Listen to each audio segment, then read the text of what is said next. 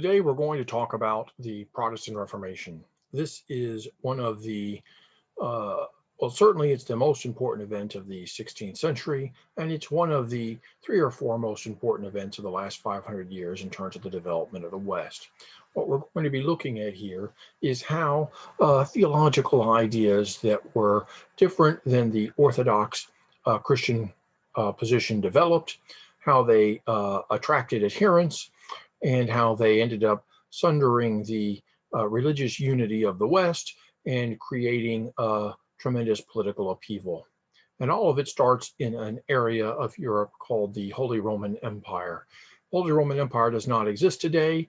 It is divided into multiple states, including Austria and modern Germany is in there, and parts of northern Italy were part of it.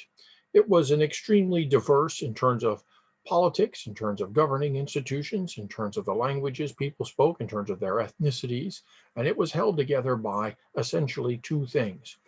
The emperor, who had a hereditary right to rule the various territories that had been accreted into this Holy Roman Empire, and they shared the same religion. And as I've just indicated, they are about to lose the shared religion. So let's take a quick look at how this happened.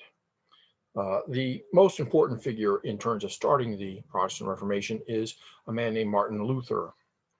Luther was the son of a wealthy peasant, and his father did not want his son to have to work hard in manual labor as he had in his life. And so he sent his son off to law school, the University of Erfurt. And Luther had a uh, traumatic experience while he was in law school. He was out caught in a thunderstorm with the thunder rolling near him and the lightning crashing down around him. And he hid under a tree and he prayed for salvation. And he promised that if he was spared, his life was spared, he would change his ways and become a monk. And then he survived and he did something absolutely amazing. If you think about it for a moment, he kept his word that was given in the height of the storm. And I say that somewhat facetiously, but I'm sure everyone has had that experience where the car is hydroplaning or some great disaster is coming and you're thinking, oh God, get me out of this problem. And then you get out of the problem and you go on with your life as it was before. But Martin Luther didn't do that.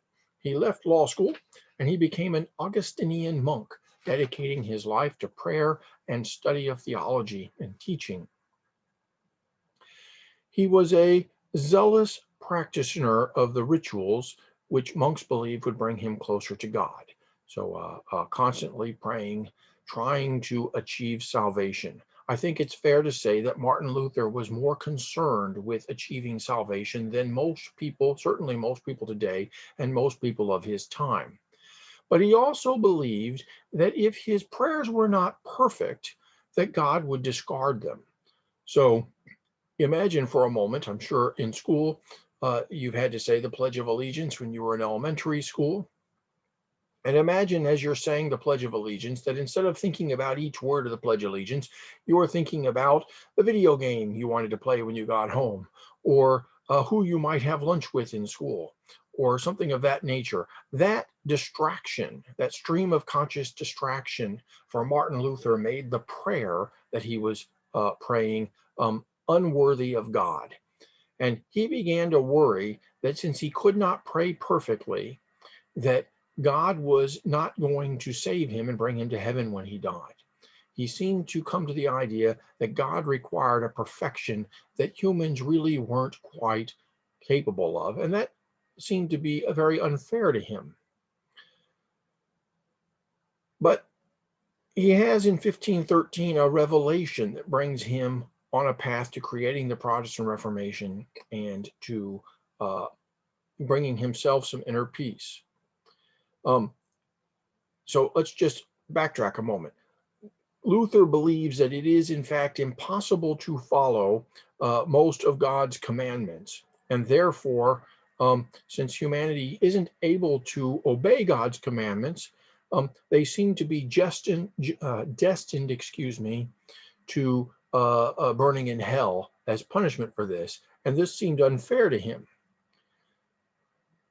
But During his studies, he came to the belief, based upon one of the letters of St. Paul, that God's justice does not demand that good works be done or endless rituals be performed. Instead, God saves in his mercy and through faith.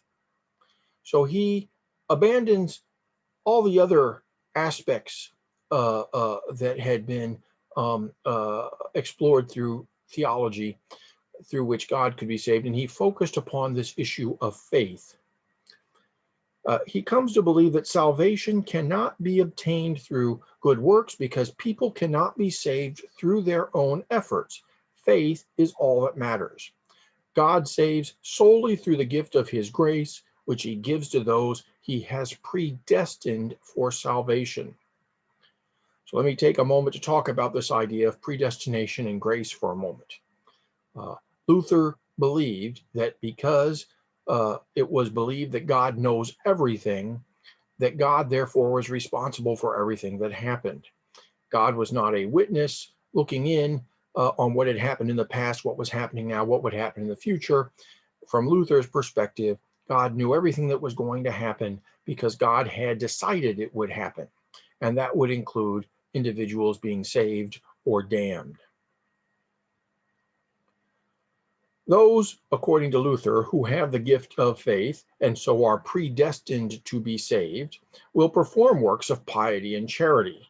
But those works don't help them get salvation. They're doing them because they're already going to be saved. It's not cause and effect, do good works, go to heaven. It's going to heaven, do good works.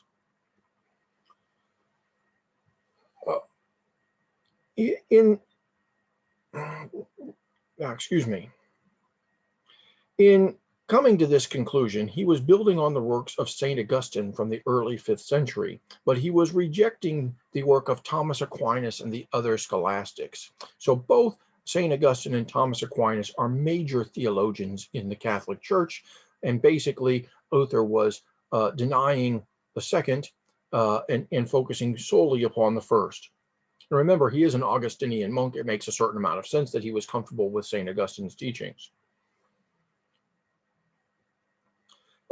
By the part of the problem that Luther, it helps Luther to get rid of what the scholastics are thinking about, is that their work has become, watered down and almost quantified this idea of achieving salvation, and in many ways it was being abused. So the scholastics had explored the importance of going on a pilgrimage, praying, of the prayer life, of the impact that holy relics could have upon a person's salvation. And they had sort of systematized it in a way that led to abuse, which we will talk about very soon. But basically, it led to what was called the sin of simony, in which salvation was essentially being sold in exchange for doing certain kinds of things. And that certainly was not something Thomas Aquinas would have approved of. Anyway, Luther is exploring this new path theologically when a great abuse of Christian practice circulates in the Holy Roman Empire, called the Indulgence Campaign of 1517. Now, an indulgence is a pardon or a remission of sins that could be earned through doing certain rituals or prayers. I'll explain the specifics of this particular campaign, but basically the idea behind the indulgence was that Christians could do things to make it easier for them to get into heaven. Now, the man in the picture here is named Albert of Hohenzollern, and he was the youngest brother of the Elector of Brandenburg. The Elector of Brandenburg was one of the few dozen individuals who, when the emperor died, were called together to elect a new emperor. Generally speaking, they looked first to the sons of the old emperor, but it was possible they would choose differently. So they were very influential people. Each new Holy Roman Emperor needed the support of these people to become emperor, and they needed the support of these people to make sure that their heirs became emperor after them. So the Elector of Brandenburg is a politically influential and very wealthy man. And he has this younger brother that he doesn't particularly know what to do with. And so looking around, he decides to give him a career in the church to sort of get rid of him and not have to worry about him anymore. And he makes him the the bishop of Magdeburg by basically buying the bishopric. By the way, buying the bishopric is a sin of simony. Cannot buy or sell spiritual offices, but it was a common practice. Now, Magdeburg apparently was not a very exciting place to live, and it cost a lot of money to get the bishopric. But shortly after Albert became Bishop of Magdeburg, the bigger and more exciting bishopric of Halberstadt became available. And so he apparently pleaded with his brother, please, please, please, I hate Magdeburg, make me Bishop of Halberstadt. And so they essentially purchased this bishopric with him. But in doing so, they violated church law in several ways. First, they did not give up the bishopric of Magdeburg, and people are not allowed to be bishop of two places at the same time. The bishop is the spiritual shepherd of a region and is supposed to be in that region taking care of the human flock, if you will. Also, and I should have mentioned this earlier, to become a bishop, you have to be at least 35 years old and have been a priest for 5 years. Albert had not been a priest before he was made bishop, and he was only 23. So they're violating church law everywhere, and that's part of what they're paying for. Exemptions, exceptions that really shouldn't have been granted. Clearly, Albert was not qualified to be bishop in any spiritual learning sense. He was getting the position because his brother was very important and wealthy. But things get much, much worse, because here he is, Bishop of Magdeburg and Halberstadt, and suddenly the Archbishopric of Mainz becomes available. And as you can imagine, if it's called an archbishopric, it must be bigger, wealthier, grander, more exciting than mere bishoprics. And so we go through this all again. But the Pope apparently took some convincing before he was willing to sell yet another bishopric to him. Basically, the question is, how are we going to make all this money back? And so the plan is presented to the Pope, who is Leo X, building a very famous church today, St. Peter's Basilica in Rome. It's a very expensive task he's involved. He's involved in all kinds of political problems as well. They basically say, well, we'll have an indulgence campaign. And in addition to paying back the money that we're going to borrow to the bankers, we'll give you half of the money that we raise in the indulgence campaign straight to you, O Pope. The Pope says, well, this sounds great. So basically, they decide to run an indulgence campaign and charge people for the remission of sins that will send someone directly to heaven. And it does not have to be yourself. It can be someone who is already departed. So imagine that your father has died, and this papally blessed indulgence campaign comes to town and says, just for a small fee, say a few prayers, and you can make sure your poor father is not burning in hell or suffering in purgatory, but is basking in the glory of God in heaven. It was an idea that was offensive to Catholics all over the place, and yet people worrying about their loved ones were paying money for something that could not be purchased with money. So it was terribly upsetting to the reform movements within the church. And this is the incident that's going to set Martin Luther on the path to the Protestant Reformation by taking his private ideas about faith and going public with them. I should also point out that they brought the bankers with them on the indulgence campaign, and they were the ones collecting the money at the church doors. It was just offensive in every way you can imagine.